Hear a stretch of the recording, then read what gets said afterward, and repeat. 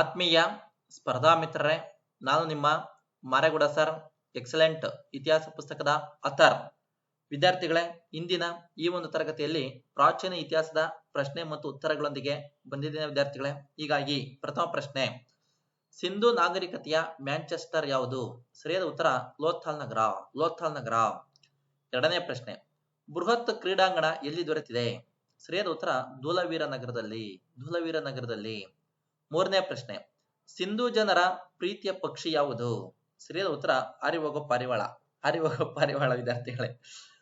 ನಂತರ ಈ ಎಕ್ಸಲೆಂಟ್ ಇತಿಹಾಸ ಪ್ರಾಚೀನ, ಮಧ್ಯಕಾಲೀನ, ಆಧುನಿಕ ಕರ್ನಾಟಕ ಇತಿಹಾಸದ 4 ಭಾಗಗಳನ್ನು ವಿವರಣಾತ್ಮಕವಾಗಿ ಒಳಗೊಂಡಿರುವಂತಹ ಏಕೈಕ ಪುಸ್ತಕ ವಿದ್ಯಾರ್ಥಿಗಳೇ. ಅಪ್ಡೇಟ್ ಇರುವಂತದ್ದು ರಾಜ್ಯದ ಎಲ್ಲ ಆನ್ಲೈನ್ ಕೇಂದ್ರಗಳಲ್ಲಿ, ರಾಜ್ಯದ ಎಲ್ಲ ಪ್ರಮುಖ ಪುಸ್ತಕ ಮಳಿಗೆಗಳಲ್ಲಿ ದೊರೆಯುತ್ತದೆ. ಕೊಂಡು ಅಧ್ಯಯನ ಮಾಡಿ.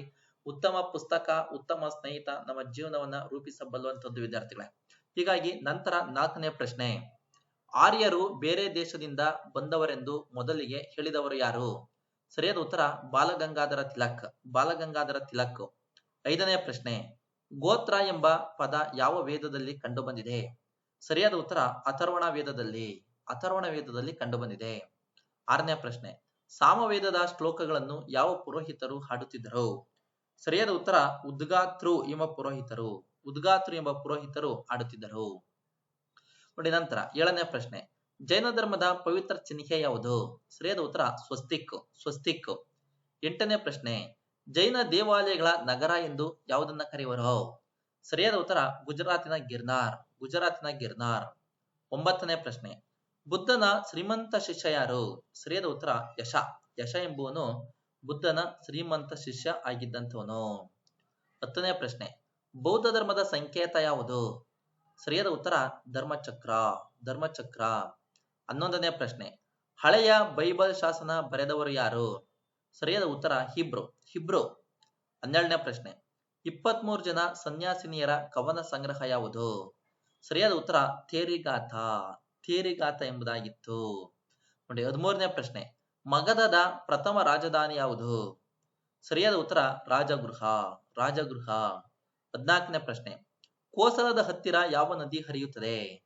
ಸರಿಯಾದ ಉತ್ತರ ಸರಯೂ ನದಿ. ಸರಯೂ ನದಿ ದಂಡೆ ಮೇಲೆ ಕೋಸಲ ಇರೋದು. 15ನೇ ಪ್ರಶ್ನೆ, ಪಾಂಚಾಲ ಮಹಾಜನಪದದ ರಾಜಧಾನಿ ಯಾವುದು? ಸರಿಯಾದ ಉತ್ತರ ಕಂಪಿಲ. ಕಂಪಿಲ ಎಂಬುದಾಗಿರುವಂತದ್ದು. ನೋಡಿ 16ನೇ ಪ್ರಶ್ನೆ, ಹೇಮಚಂದ್ರನ ಕೃತಿ ಯಾವುದು? ಸರಿಯಾದ ಉತ್ತರ ಪರಿಶಿಷ್ಟ ಪರ್ವನ್. ಪರಿಶಿಷ್ಟ ಪರ್ವನ್. ಇದು ಜೈನ ಕೃತಿ ಆಗಿರುವಂತದ್ದು. 17ನೇ ಪ್ರಶ್ನೆ, ಮೌರ್ಯರು ತಮಿಳು ಸಂಸ್ಕೃತಿಗೆ ನೀಡಿದ ಕೊಡುಗೆ ಏನು?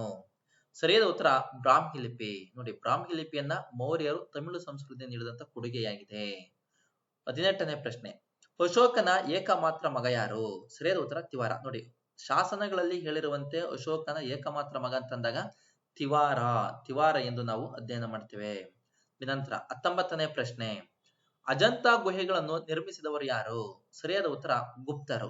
ಗುಪ್ತರು ಅಜಂತ ಗುಹೆಗಳನ್ನ ನಿರ್ಮಾಣ ಮಾಡಿದರು. 20ನೇ ಪ್ರಶ್ನೆ, ಬಾಲ್ಯ ವಿವಾಹ ಪದ್ಧತಿಯಲ್ಲಿ ಬಾಲ್ಯ ವಿವಾಹ ಪದ್ಧತಿ ಯಾರ ಕಾಲದಲ್ಲಿ ಆರಂಭವಾಯಿತು? ಸರಿಯಾದ ಉತ್ತರ ಗುಪ್ತರ ಕಾಲದಲ್ಲಿ. ಗುಪ್ತರ ಕಾಲದಲ್ಲಿ ಬಾಲ್ಯ ವಿವಾಹ ಪದ್ಧತಿ ಆರಂಭವಾಯಿತು. ಒಂದು ಗುಪ್ತರ ಕಾಲದಲ್ಲಿ ಗುಪ್ತರ ಕಾಲದ ನಂತರ ಭೂಮಿಯನ್ನು ರಾಜ್ಯದ ಆಸ್ತಿ ಎಂದು ಪರಿಗಣನೆ ಮಾಡಲಾಗಿತ್ತು. ನೋಡಿ ಒಂದು ಗುಪ್ತರ ಕಾಲದಲ್ಲಿ ಯುದ್ಧ ಮತ್ತು ಶಾಂತಿಗೆ ಸಂಧಿ ವಿಗ್ರಹಕ ಎಂಬ ಪದವನ್ನು ಬಳಕೆ ಮಾಡಲಾಗುತ್ತಿತ್ತು. ನೋಡಿ ಒಂದು ಗುಪ್ತರ ನಂತರ ನಾವು ಯಾರನ್ನಪ್ಪ ಅಧ್ಯಯನ ಮಾಡ್ತೇವೆ ಅಂತಂದಾಗ ವರ್ಧನರ ಇತಿಹಾಸವನ್ನು ಅಧ್ಯಯನ ಮಾಡ್ತೇವೆ. ವರ್ಧನರು ಅಧಿಕಾರಕ್ಕೆ ಬರ್ತಾರೆ. ನೋಡಿ ವಿದ್ಯಾರ್ಥಿಗಳೇ, ಹೀಗೆ ಕೇಳಿ, ಶೇರ್ ಮಾಡಿ, ಲೈಕ್ ಮಾಡಿ, ಸಬ್ಸ್ಕ್ರೈಬ್ ಮಾಡಿ. ಮತ್ತೆ ಮುಂದಿನ ತರಗತಿಯಲ್ಲಿ ಭೇಟಿಯಾಗೋಣ. ಅಲ್ಲಿವರೆಗೂ ಎಕ್ಸಲೆಂಟ್ ಇತಿಹಾಸವನ್ನು ಅಧ್ಯಯನ ಮಾಡಿ ಉತ್ತಮ ಫಲಿತಾಂಶವನ್ನು ಪಡೆಯಿರಿ ಅಂತ ಹೇಳ್ತಾ ತರಗತಿಯನ್ನ ಮುಕ್ತಾಯ ಮಾಡ್ತೀನಿ. Thank you.